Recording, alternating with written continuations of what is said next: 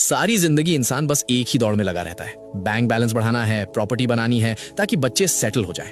कमाल है ना। हम उस दौलत के लिए मेहनत करते हैं जो हमारे मरने के बाद हमारे ही बच्चों के दरमियान झगड़े और फसाद की वजह बन जाती है। लोग कहते हैं इतना नाम कमाओ कि मरने के बाद दुनिया याद रखे। अरे भाई, दुनिया के याद रखने से कब्र में एसी नहीं लग जाता।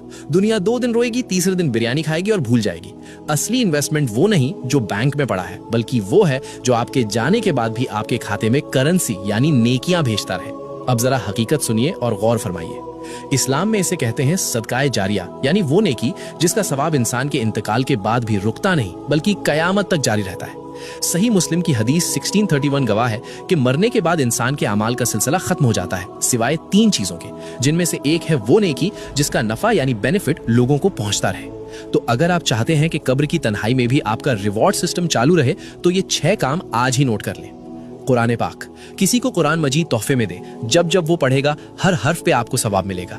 व्हील चेयर, किसी अस्पताल में मरीजों के लिए व्हील चेयर डोनेट कर दें। जब तक कोई लाचार या बीमार उसे इस्तेमाल करेगा आपका खाता चलता रहेगा। मस्जिद की तामीर में हिस्सा लें, ईंट रख दें या पंखा लगवा दें। ये अल्लाह का घर है, यहाँ इन्वेस्टमेंट कभी डूबती नहीं। पानी का इंतजाम, कोई कुआं खुदवा दें, बोरवेल लगवाएं या किसी पब्लिक जगह पे वाटर कूलर रख दें। जब भी कोई इंसान, परिंदा या जानवर अपनी प्यास बुझाएगा आपकी रूह को ठंडक मिलेगी। दरख्त, एक पौधा लगा दें। जब भी कोई उसके साए में बैठेगा या उसका फल खाएगा वो आपके लिए सदका बन जाएगा। और छठा रास्ता जो इन सब में सबसे आसान है वो है इल्म फैलाना, जैसे कि अभी आप ये पैगाम सुन रहे हैं। याद रखिए, कब्र का अंधेरा बहुत खौफनाक है। वहां कोई दोस्त, कोई रिश्तेदार, कोई बैंक बैलेंस काम नहीं आएगा। वहां सिर्फ यही छोटी छोटी नेकियां चिराग बनकर जलेंगी। मौत का कोई कैलेंडर नहीं होता, बुलावा कभी भी आ सकता है, इसलिए इंतजार मत कीजिए। ये छठा काम अभी करें।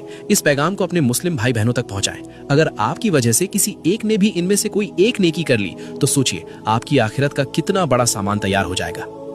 आज आपने अपनी आखिरत के लिए क्या भेजा? कमेंट में अल्हम्दुलिल्लाह लिखिए।